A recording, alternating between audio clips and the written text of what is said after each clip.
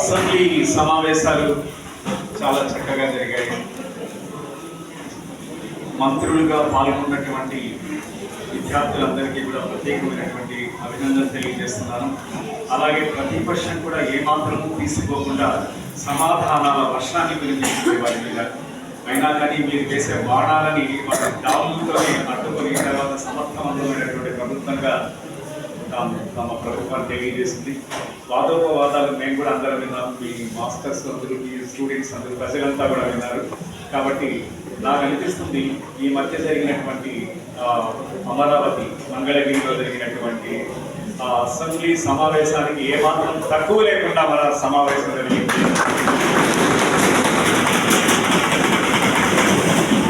అంతకంటే ఎక్కువ ప్రశ్నలు కూడా ఇక్కడ లేవనీయడం జరిగింది. అది ఎంత సమయం జరిగిందో నేను సరిగా గమనించలేదు, కానీ ఇది సుమారుగా 1.5 గంటల సేపు ఈ వాక్ వివాదాలు, తర్వాత ఈ అభివృద్ధికి సంబంధించినటువంటి కార్యక్రమాలు ఇవన్నీ చోటు చేసుకున్నాయి. తర్వాత ఇంకా కొన్ని గమనించింది ఏమిటంటే, నేను కరెక్షన్ చేసినవన్నీ మీరు సరిగా ఫాలో అయ్యారు, కొన్ని మాత్రం వదిలేశారు.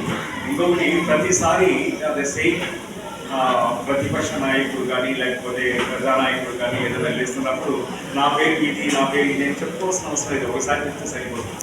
అది రిపీటెడ్గా మళ్ళీ నేను ఫలాని నియోజకవర్గానికి సంబంధించిన రిపిటేషన్, కాబట్టి అది లేకుండా చూడండి. తర్వాత కొన్ని నేను ఒక అనుపాదన అంటే ఏదో ఉంది కదా, ఆ పదం కొంచెం అట్లాంటివన్నీ తొలగించుకోవాలి. ఎందుకంటే వాళ్ళు అట్లాంటివి యూజ్ చేసేటప్పుడు వాటిని తొలగిస్తారు, అందులో అధికారులు నమోదు చేయకుండా తొలగించమని కోరుతారు.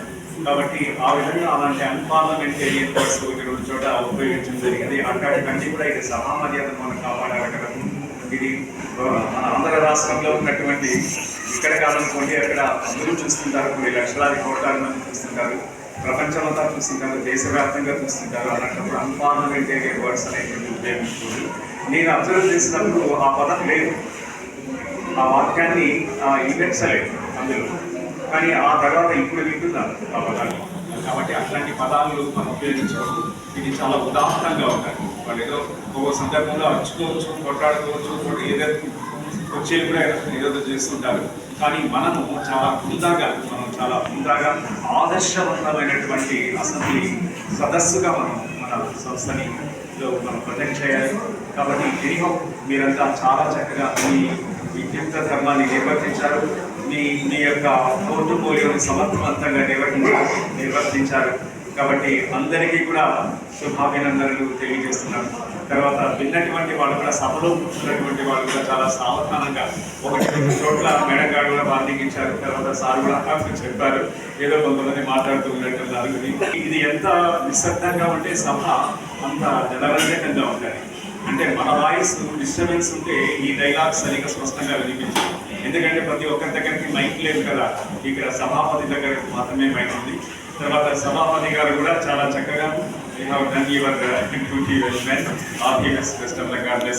అంతేకాకుండా ప్రతి ఒక్క పాత్రని వాళ్ళ దగ్గరికి కెమెరాని తీసుకెళ్ళి తర్వాత చాలా చక్కగా చిత్రీకరించినటువంటి మేడం గారు.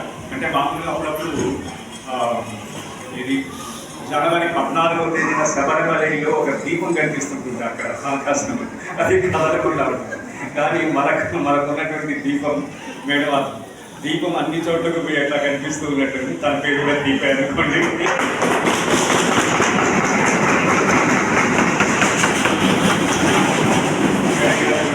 ఇప్పుడే సార్ శబరిమల నుంచి వచ్చాక శబరిమల దీపాన్ని చూడండి ఒకసారి.